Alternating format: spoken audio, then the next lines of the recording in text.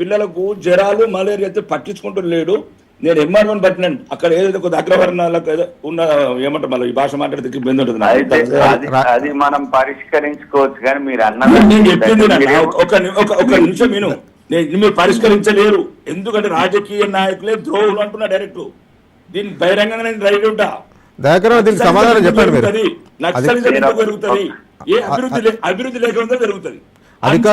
అయితే అన్ననేమో ఇప్పుడు రాకేష్ అన్ననేమో ఇప్పుడు సామాన్య పరిపాలిస్తే నేను అనేది ఒక నిమిషం ఆగన్నా. నేనేం రేవంత్ రెడ్డి మిమ్మల్ని విమర్శించట్లేదు, రాహుల్ గాంధీని. నేను రాజకీయ వ్యవస్థను అంటున్నా, నీకేం బాధ?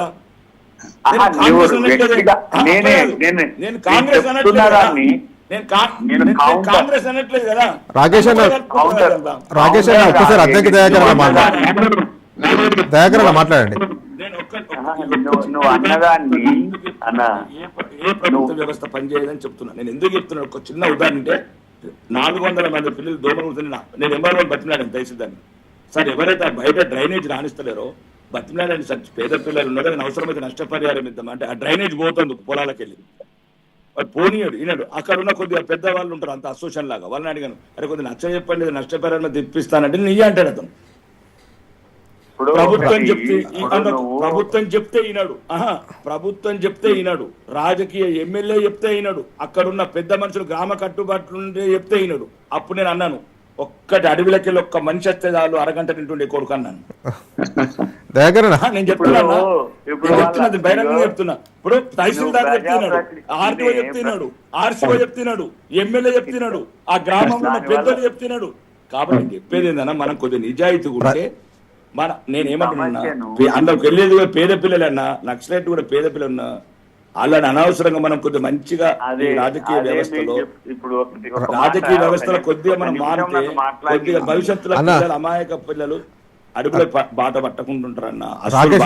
రాకేష్ రెడ్డి ఒక్కసారి మాట్లాడతాడు అధ్యక్ష మాట్లాడండి. మీరు మాట్లాడాక మళ్ళీ రామ్మోహన్ గారు మాట్లాడాలి.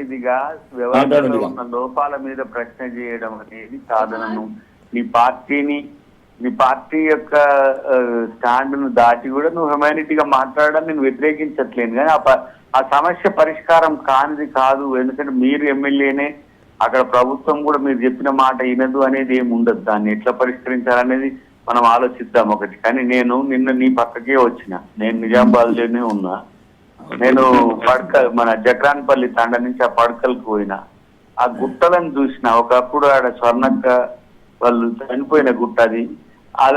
ఆ ఏరియాలో పోయి నేను అక్కడ ఒక పోచమ్మ తల్లి దగ్గర మా ప్రశాంత్ అని ఉంటాడు, అక్కడ వాళ్ళు దేవుని కాడికి పోతే నేను ఆడికి వచ్చిన్నా. ఆడ చర్చ ఆడ ఉన్న వాళ్ళందరూ ఈ గుట్టలకే నక్సలైట్ల కదలికలు ఉండేది. అప్పుడు స్వర్ణక్క కూడా ఇక్కడ ఇంకో ఎవరో పెద్ద ఆమె చనిపోయింది అనేది ఉండేది.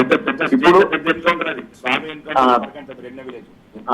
ఆ ఏరియా ఇప్పుడు ఆ పరిస్థితులు మనకు ఆర్మూర్ కానీ లేకపోతే నిజామాబాద్ రూరల్ కానీ లేకపోతే నిర్మల్ కానీ పరిసర ప్రాంతాల్లో తగ్గినాయి. కారణం సరే అది ఒక ఏమంటారు గ్రాడ్యువల్ గా నక్సలిజం పట్ల లేకపోతే మావోయిజం పట్ల ఆసక్తి తగ్గి కావచ్చు. విద్యార్థుల్లో విద్య ఉద్యోగం ఉపాధికి సంబంధించిన ప్రత్యామ్నాయ అవకాశాలు ఏర్పాటు కావడం వల్ల మీరన్న అన్రెస్ట్ నుంచే అశాంతి నుంచే ఆవేశం నుంచి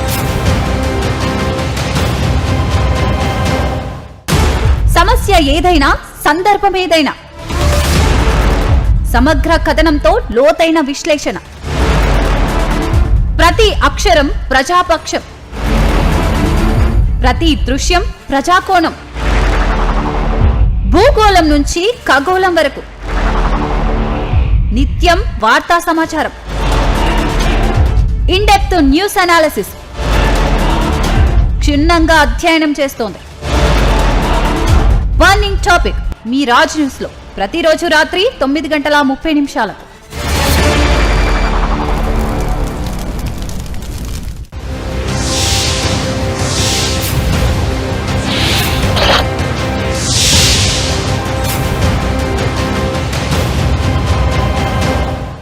వెల్కమ్ బ్యాక్. పాకిస్తాన్